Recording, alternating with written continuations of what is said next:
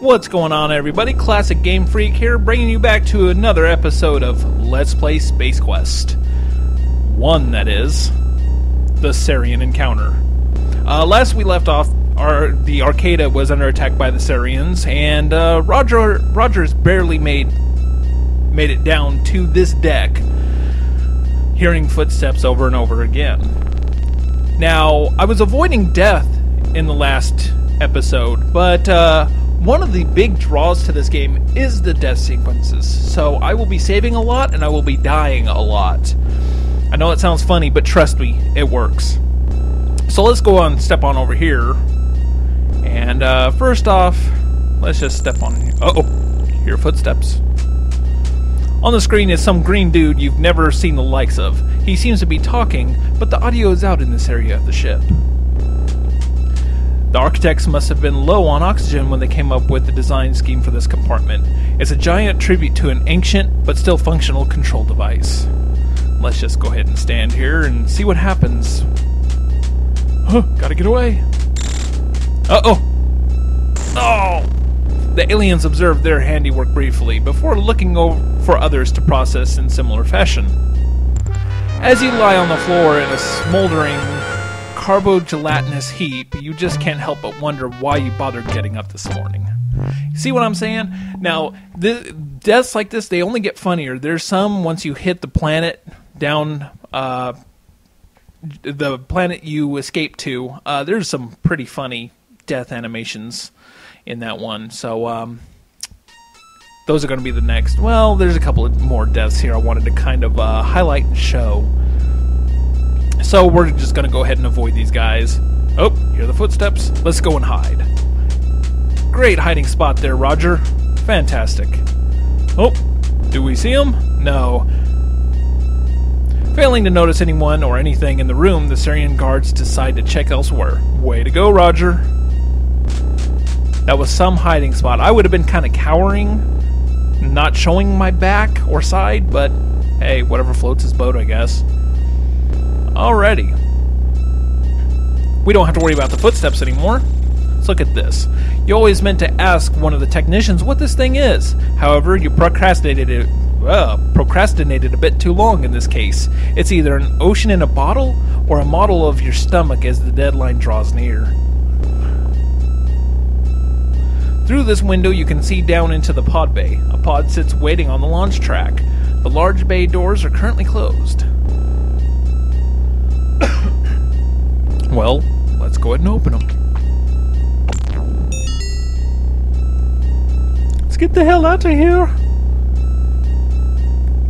The elevator requires a keycard to enter. Oh, remember we picked up that keycard from that dude that was dead?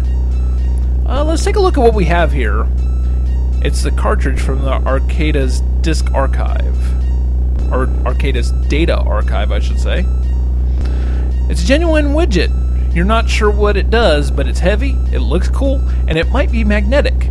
Please keep this away from game discs. You have 3 Buckazoids. I'm rich!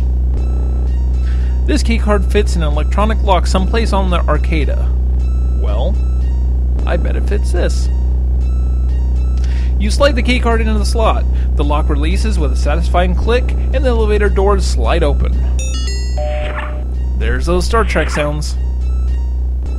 This game's more Star Trek than Star Wars, unfortunately. Alright, 7 minutes, 23 seconds left. Let's take a look around here. Let's see what's in here. The image on the closet door looks familiar, but you can't quite place it.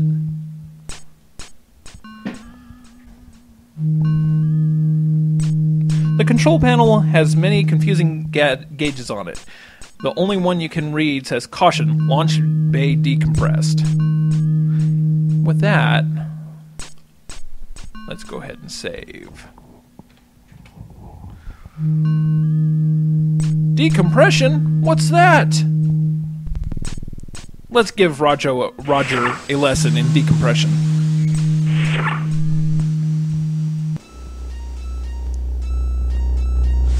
Oh no! That concludes your experiment on the effects of vacuum on the unprotected human body. Wasn't that fun? Okay, let's get a little serious here. What Roger's gonna need here is a spacesuit, and would you know it, there's a spacesuit. A spacesuit hangs in the closet. A helmet sits on the top shelf.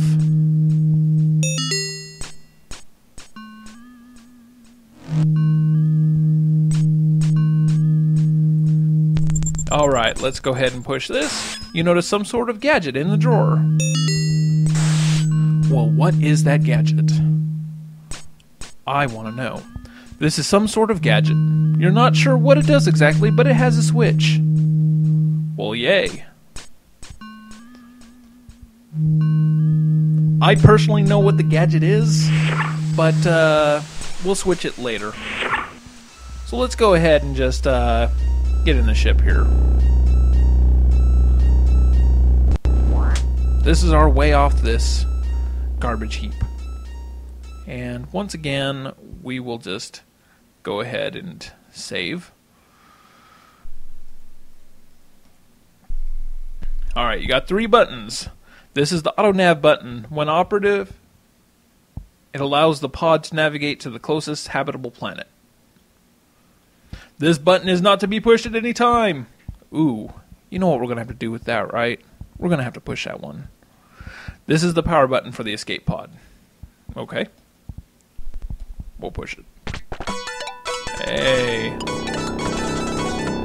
Now, like any law-abiding citizen, you should always buckle your seatbelt. To buckle or not to buckle? The seatbelt is dummy tested, which ought to suit you just fine. Yeah, let's go ahead and buckle Roger up.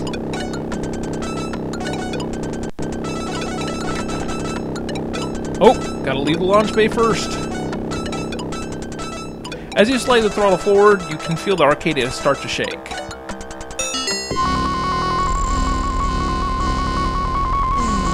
Look at those animations. Roger escaped! Alright, so about that button, you know that anything that says, don't push, you gotta push it. You have a feeling you shouldn't have pressed that button. Oh! Multicolored. Is this their hyperdrive? Or what? Uh-oh. Looks like a church window.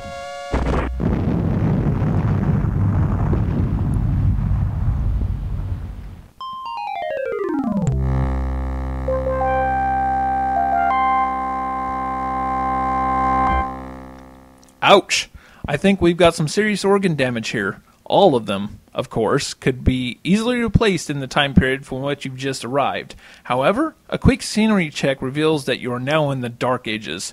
The only transplant you'll get here is from carcass to spit over flame. As you draw a few final lungfuls of oxygen through your newly acquired sucking chest wound, you gleefully notice your final resting place is near beautiful Nottingham Castle, universally renowned for its inclusion in Sierra's conquests of the longbow.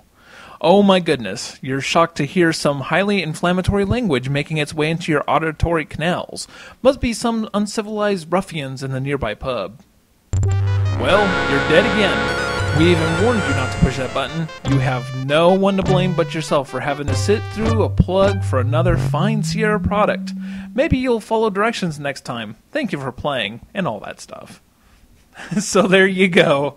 Death is actually very, very funny in this game. So let's go ahead and avoid it this time. Let's go ahead and get that power turned on. Go ahead and get this thing away from the Arcadia. Get to see the funky mantis leave as the turkey blows up.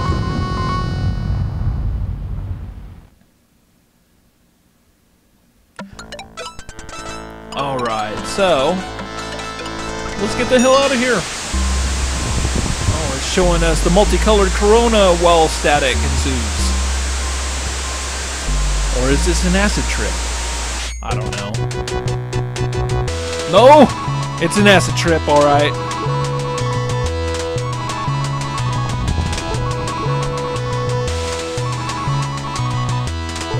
What is that, a blue Twinkie?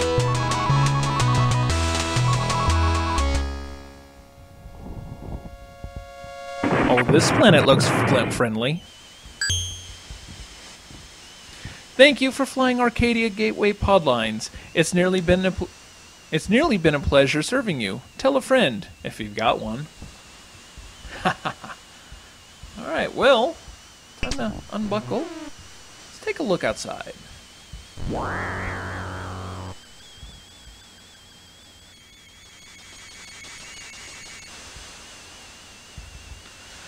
The lovely, crisp green of the Coronian atmosphere reminds you that you'll need to do some laundry when, or if, you get back home.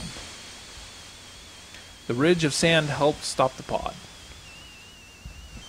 The pod's windshield is cracked beyond repair. The built-in plasti-steel film between the glass layers managed to keep the shield in place with one minor exception, despite the shocks from the landing, if that's what you want to call it. The hull of the pod is an exquisite sheen. Too bad it is destined to remain a monument to your visit.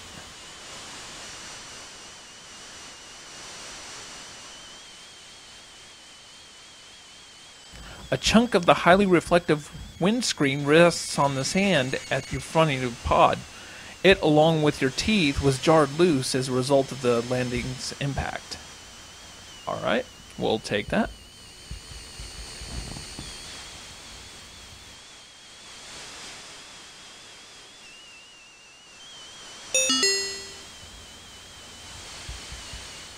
And what's this? The rugged landing liberated the survival kit from its mounting fixture. Hey, I think we could use that. Alrighty, well there you have it, folks. We've landed on Corona, but this place doesn't look too very friendly. We'll just have to kind of see what lies in store for Roger Wilco in the next Let's Play of Space Quest. Thanks for watching. Talk to you all then.